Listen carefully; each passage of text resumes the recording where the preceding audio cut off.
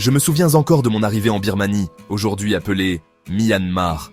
La date était le 19 septembre 2025, mais ce pays semblait figé dans une autre époque. Ce n'est pas une destination comme les autres. On n'y va pas juste pour voir des monuments. On y va pour sentir quelque chose de différent. C'est un pays qui s'ouvre doucement, un peu timide.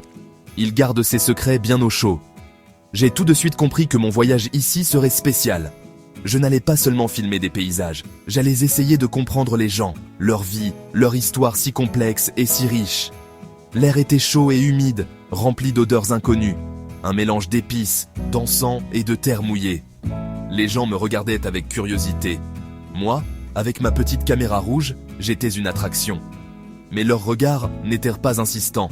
Ils étaient doux, souriants. On sent tout de suite une gentillesse incroyable. C'est ce qui marque en premier. Avant même les temples dorés et les paysages incroyables, il y a cette chaleur humaine. On se sent bienvenu, même si on ne parle pas la même langue. Un simple sourire suffit pour commencer une conversation. Et ça, pour moi, c'est le début de l'aventure. En préparant ce voyage, j'avais lu beaucoup de choses. Sur l'histoire, la politique, les traditions. Mais rien ne prépare à la réalité. La Birmanie est un pays de contrastes.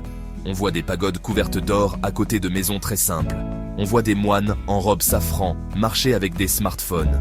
Le bouddhisme est partout. Il n'est pas juste une religion, c'est un mode de vie. Il rythme les journées, les fêtes, les décisions. J'étais impatient de voir comment cette spiritualité se vivait au quotidien, loin des clichés des guides touristiques. Je voulais voir la vraie vie, celle des gens ordinaires. Mon plan était simple, aller à la rencontre des gens. Bien sûr, je voulais voir les sites incontournables. Bagan, le lac Inle. Mais mon but principal, c'était de trouver une porte ouverte, une famille qui m'inviterait à boire un thé, ou peut-être même à passer la nuit. Car c'est comme ça qu'on découvre un pays. Pas en suivant un groupe, mais en se perdant un peu. En acceptant de ne pas tout comprendre. C'est là que la magie opère. La Birmanie semblait être le lieu parfait pour ça. Un pays authentique, où chaque rencontre peut devenir une histoire inoubliable. Mon premier grand choc, ce fut Bagan. Imaginez une plaine immense, à perte de vue, et sur cette plaine, des milliers de temples. Pas 10, pas 100, mais plus de 2000. Des grands, des petits, en briques rouges, couverts de stucs blancs. C'est incroyable, on se sent tout petit. J'ai loué un scooter électrique, le meilleur moyen d'explorer cet endroit. On se promène sur des petits chemins de terre. On s'arrête où on veut. On entre dans un temple et on est seul. C'est un silence impressionnant. On entend juste le vent et les oiseaux. C'est un vrai labyrinthe sacré. L'expérience la plus folle, c'était le lever du soleil. Il faut se lever très tôt, quand il fait encore nuit. J'ai grimpé sur un petit temple autorisé. Et là, le spectacle commence. Le ciel passe du noir au violet, puis à l'orange. Le soleil apparaît doucement derrière les montagnes. Et soudain, des dizaines de montgolfières s'élèvent dans le ciel. C'est une image de carte postale. Mais en vrai, c'est magique. On ne sait plus où regarder. Les temples qui sortent de la brume, les ballons qui flottent silencieusement. J'ai filmé, bien sûr, mais à un moment, j'ai posé ma caméra. Je voulais juste profiter de cet instant. Après la poussière de Bagan, j'ai cherché la fraîcheur du lac Inle. C'est un autre monde. Un immense lac, entouré de montagnes vertes. Ici, la vie se passe sur l'eau. Les gens vivent dans des villages sur pilotis. Les maisons sont en bois, reliées par des ponts. Ils ont des jardins flottants où ils font pousser des tomates. C'est très ingénieux. J'ai pris une pirogue à moteur pour me déplacer. Le bruit du moteur est constant.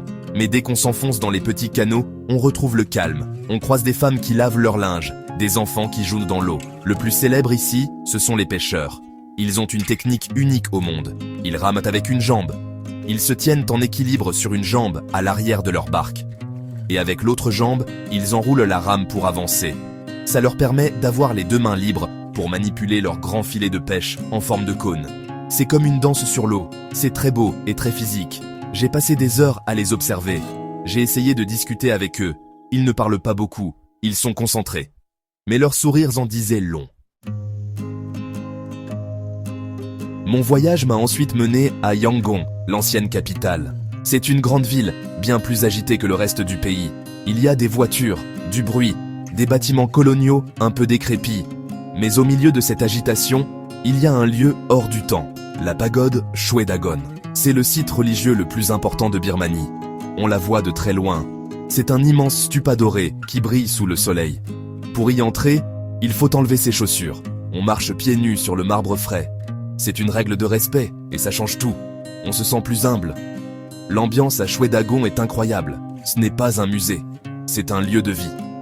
Des familles viennent prier, pique-niquer, discuter. Des moines méditent. Des enfants courent. L'odeur de l'encens se mélange au son des clochettes. J'ai passé une soirée entière là-bas.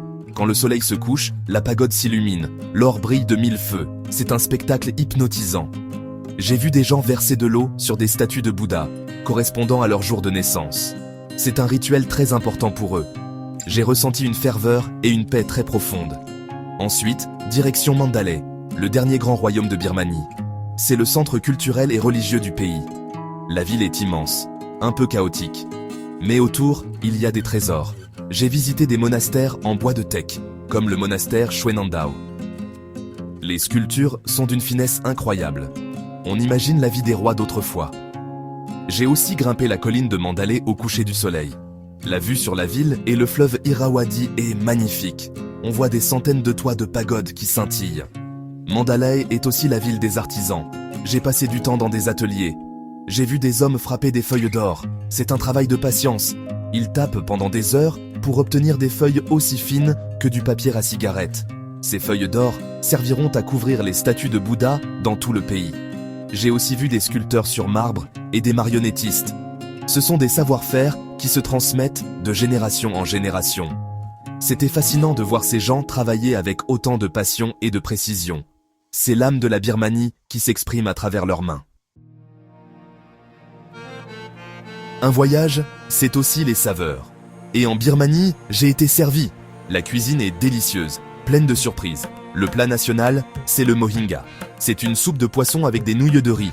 On en mange surtout au petit déjeuner. Au début, ça surprend, mais c'est très bon, plein de saveurs.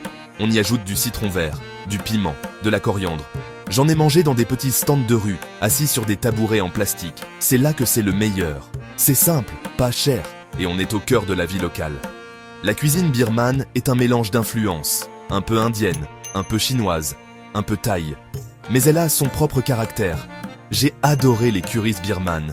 Ils sont moins épicés que les currys thaïs, plus huileux. Ils sont servis avec plein de petits plats à côté, des légumes, des soupes, des condiments. Et surtout, du riz. Le riz est la base de tout. J'ai aussi goûté beaucoup de salades. Pas des salades de laitue, des salades de feuilles de thé fermentées, des salades de gingembre, des salades de tomates. C'est croquant, acide, épicé, une explosion de goût. Un conseil important si vous allez en Birmanie, respectez les traditions. Dans les temples, il faut toujours enlever ses chaussures et ses chaussettes. Il faut avoir les épaules et les genoux couverts. C'est une marque de respect. Ne touchez jamais la tête de quelqu'un, même d'un enfant. C'est considéré comme la partie la plus sacrée du corps. Et ne pointez jamais vos pieds vers quelqu'un ou vers une statue de Bouddha. Ce sont des petites choses, mais elles sont très importantes pour les Birmans. C'est en respectant leur culture qu'ils vous ouvriront leur cœur. Ce voyage en Birmanie m'a beaucoup marqué. C'est un pays qui n'a pas encore été abîmé par le tourisme de masse. On y trouve une authenticité rare. Les gens sont d'une gentillesse et d'une résilience incroyable, malgré une histoire difficile. J'ai appris la patience en regardant les artisans. J'ai ressenti une grande sérénité dans les temples. Ce voyage m'a rappelé l'importance des choses simples. Un sourire, un repas partagé, un moment de silence face à la beauté du monde. La Birmanie n'est pas juste une destination, c'est une leçon de vie. Une expérience qui reste gravée en vous.